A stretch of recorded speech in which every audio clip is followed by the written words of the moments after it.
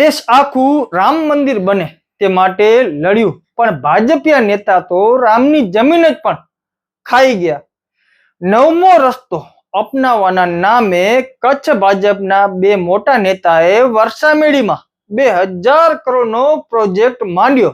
મિત્રો, શું છે વિષય જાણીએ. લોકોએ આ પ્રોજેક્ટમાં રૂપિયા પણ રોકવા લાગ્યા. જેમણે રામને પણ ન મૂક્યા તે રાક્ષસો માણસોને મૂકશે ખરા. નમસ્કાર દર્શક મિત્રો, હું આપની સાથે નીરવ ગોસ્વામી.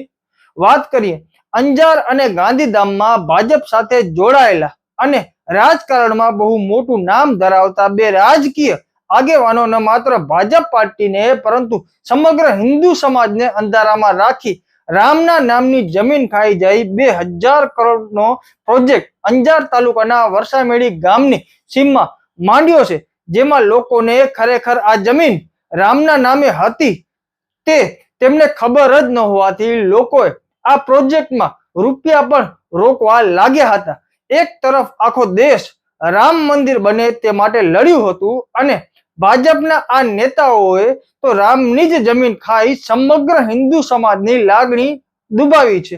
મિત્રો, વાત કરીએ અનેક વર્ષોથી રામ મંદિર બને તે માટે અનેક લડત લડવામાં આવી હતી, પરંતુ આ બંને નેતાઓએ ક્યાંક ને ક્યાંક રામ ભગવાનની જમીન ઉપર જ પોતાનો કરોડો રૂપિયાનો પ્રોજેક્ટ બનાવી અત્યારે ખૂબ મોટી હિન્દુ સમાજને અત્યારે એની લાગણી દુભાવી હોય એવું પ્રાથમિક દ્રષ્ટિએ જોવા મળી રહ્યું છે. આ બંને નેતાઓની વાત કરીએ તો એક અંજારનો નેતા છે.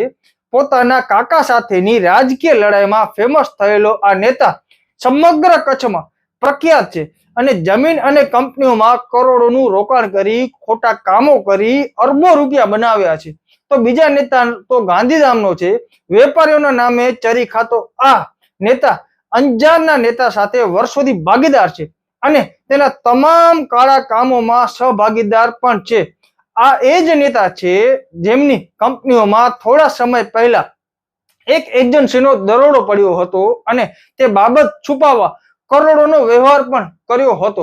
ગાંધીધામના વેપારીઓને અંધારામાં રાખી આ વ્યક્તિ રૂપિયા કમાવામાં પણ એક્સપર્ટ હોય તેવી ચર્ચાઓ તો અનેક વખત સાંભળવા મળી છે અને હાલે તેઓ વેપારીઓનો વડો હોય તે રીતે દલાલી કરતો પણ અનેક કાર્યક્રમોમાં જોવા મળતો હોય છે.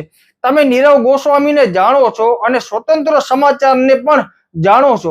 અમે રામના નામે ચરી ખાનારાઓને તો ઉગાડા કરશું જ, પરંતુ તેમને જે રામ ભગવાનની જે જમીન છે તેને છોડાવી રામ ભગવાનના ચરણોમાં અર્પણ પણ કરવાની પૂરેપૂરો કોશિશ કરશું. મિત્રો, ખાસ કરી તમારો પણ આમાં સહયોગ હોવો જોઈએ, ફાળો હોવો જોઈએ, કારણ કે આવા મોટા નેતા જો બની બેઠેલા નેતાઓ છે એ અવારનવાર અનેક જમીનો બારોબાર પચાવી પાડતા હોય છે. પછી શ્રી સરકાર જમીન હોય, ગૌચર જમીન હોય, કોઈ ધાર્મિક જગ્યાની જમીનો હોય, બારોબાર અધિકારીઓ સાથે સેટિંગ કરી આ નેતાઓ પોતાના કરોડો રૂપિયાની ફાયદો કરતા હોય છે અને આવી રીતે લોકોને પણ અંધારામાં રાખતા હોય છે.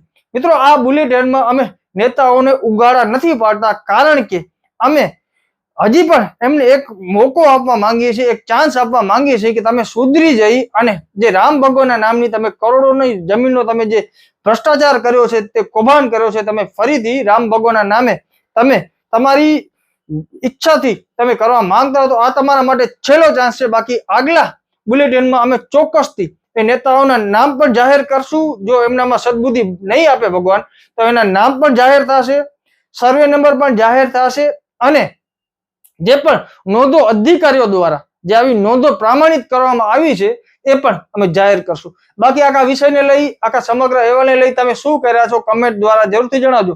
જગદીશ દાફડા સાથે નીરવ ગોસ્વામી, સ્વતંત્ર સમાચાર, અંજાર, કચ્છ, ગુજરાત.